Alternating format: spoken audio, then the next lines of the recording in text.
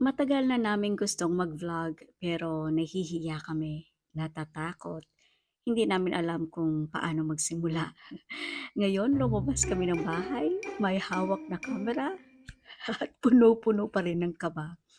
Hindi namin alam ang tamang angle, nag-aaway kami, kitang-kita naman. Walang perfect shot, walang perfect moment, pero baka hindi naman kailangan maging perfect. Kailangan lang magsimula.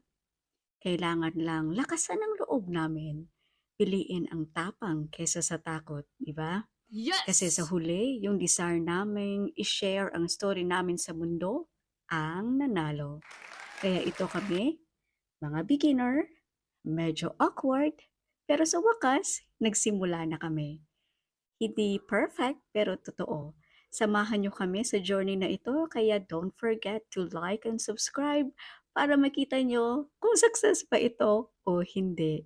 So see you soon in our next vlog. This is Mabs. Bye!